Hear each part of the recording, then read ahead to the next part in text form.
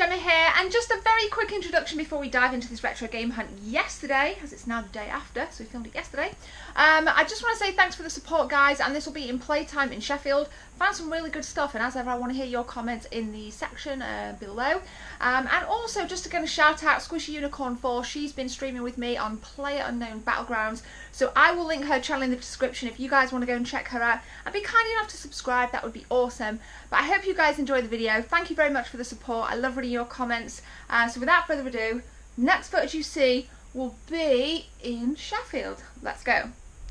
So here we are then, guys, in playtime in Sheffield. I'm not sure if any of you have been here, but there's a few playtimes dotted around, and this one had particularly good stock levels, but it's particularly small in terms of its floor space, so be aware if you do pay a visit then it is very small if you go on a busy day. Now in this video you will see some Super Nintendo, some Mega Drive, some Sega Master System, original Xbox, PC, PS2 and a whole heap more, and I'm going to tell you a little story about the middle cabinet, the glass cabinet that you will see at the front. Rather disappointing, so stay tuned for that, and you will see a really nice Neo Geo Pocket Color. Again, that will become later in the video.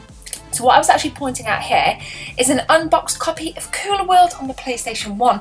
It was priced at £30 and I was trying to explain to Jess what kind of game it was, but she'd actually clocked Super Mario 64, a Japanese version, for £6. So for those of you that are, you know, wanting to collect some Japanese games, there were a small selection of Japanese games in here.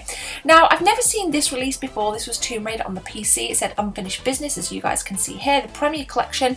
Not quite sure if it included anything different from the original Tomb Raider, so if you've played it, smash them comments below and let me know if there's any difference or if it's just simply a kind of rebranding or repackaging of the same game. Now, a couple of you mentioned in yesterday's video, it will be linked in the cards by the way, that you wanted to see some more PS2 games, so I thought I'd show a nice plethora here. Broken Sword, great game. Not bad for £3, actually, not too bad at all. And I've clocking kind of Jurassic Park up there for £10. Again, not a bad price, not bad at all. I think it's a great time to buy PS2 games. I think it's a great time to buy Wii games. And I think it's a great time to buy original Xbox games. Everything's super damn cheap. Now, here is what I want to ask you. Is it worth it? Is it worth it? For those of us that grew up in the 16-bit era and we were used to micro machines on the Sega Mega Drive, I just want to know if this packs a nostalgia punch or if it's completely not worth picking up. Now here is the middle cabinet. I'm going to save the story until the end, but take a note of this original DS boxed for £10. I'm going to leave that there and we're going to come back to it because there is a real story behind it. Rather heartbreaking for this whole cabinet, but nonetheless, like I said, stay tuned for that. You guys can see there some additional pictures on Instagram as well. I love taking pictures for Instagram when I go out and about. For me, it just shows a little bit more of a closer look, and my Instagram does complement these videos really, really well. 15 quid for this, £15 for Body Harvest. Didn't pick it up because I think I already own an unboxed copy, and I wasn't really in the mood for a boxed copy. Usually I will kind of buy boxed copies of Super Nintendo and N64 and Sega Mega Drive games, and then I usually kind of sell the unboxed ones, but that didn't happen this time. So towards the back of the store then, as we go here, oh, and by the way, I'm deliberately avoiding Xbox, PS4 games, PS3 games, because that was in yesterday's video. So check it out, guys. Double Dragon 3, 25 quid, not bad. Don't see it in the wild that often. It's an old school Mega Drive game, but it was really nice to see. The box art was super damn popping, and I did snap a pic for my Instagram, so I'll be popping that on there later. Let me know if you see anything of interest. I always like to see what you guys clock on this, because sometimes I miss things and then somebody pops up in the comments and say, hey Gemma, why didn't you get such and such? So I go back to the video and I check it out, and there have been occasions when I've phoned the shop and I've actually got them to post the games out, so please give me a shout if there's anything you think I've missed. Dreamcast games, yes, looks like a great selection at first glance, but nothing again that would warrant me kind of going through this in any depth. You know, you've got your main titles Again, snapping shots for Instagram, which I really love to do. £1 for Dave Mirror 2, thought that was a pretty nice bargain. But what really caught my eye was some PS1 games. Jess said here, Fear Effects, £5, which I actually already own. And I'd never actually played or seen this game that I'm about to pick up. So again, it was priced at a £5. I didn't pick it up. I did pick one game up from here. Nothing massively jumped out at me. It was actually Bubsy that was pointing to there, but I didn't pick it up till later in the video. So this is the game I've never heard of. Let me know if it's any good. I'm kind of kicking myself for not picking up this Contra on the PS1 at £22. Let me know, please let me know, would you have bought this for 22 quid? Don't know if it included manual. The box was pretty tatty, it was pretty damn tatty, but would you have bought it for 22 quid? Because it might potentially be one that I go and kind of guess, maybe phone them and get it sent. I'm not entirely sure. I'll see, but I do want to know what you guys think. So just off to the left of these Dreamcast games, you will see it later in the video, there were some Mega CD games, which again you don't see a lot of. Nothing again to get excited about, but I will show you them later on. Behind these cabinets there was some Super Nintendo, pretty box standard stuff, some All-Stars, some Super Mario Kart, Teenage Mutant Ninja Turtles on the NES. Again, nothing really stood out. There was nothing like, you know, Castlevania Symphony of the Night on the PS1 or anything like that, you know. So this is why you don't see a massive amount of stuff in there, because it would just be kind of regurgitating what I'd done in previous videos. But GameCube games, I do like to look through, because I have this thing with GameCube where I only buy what I will play. So my GameCube collection is pretty small, but I do like to kind of siphon through GameCube games when I do see them out and about. Now PSP games, it was nice to see a different variety of PSP games. It's definitely a handheld that I neglect quite a bit. I think I own a couple of different PSPs. I don't recall what PSP is actually in.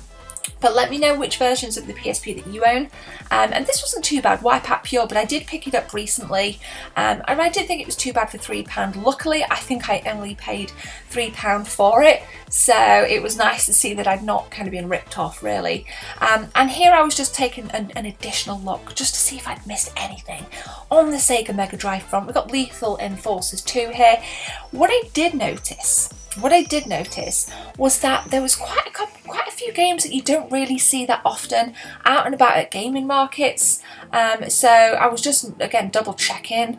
I don't recall what this was. There we go. The Barclay Shut Up and Jam. I mean, what even? I remember that as a kid. I remember seeing it in John Shaw's when I used to go in there as a kid. And it was just nice to see. And I love seeing Genesis games out in the wild as well.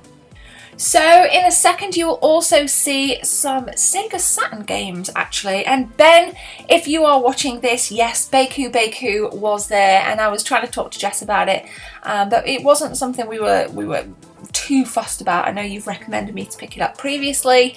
I'm not a massive puzzle game fan, to be absolutely honest. I'm not a massive puzzle game fan, but I know Jess is, and I was going to buy it, but she said, nah, it's absolutely fine. I think her favourite, really, in terms of puzzle games, is Mr. Driller. She loves Mr. Driller on the Sega Dreamcast, which we already own. So that's why we didn't get Baku.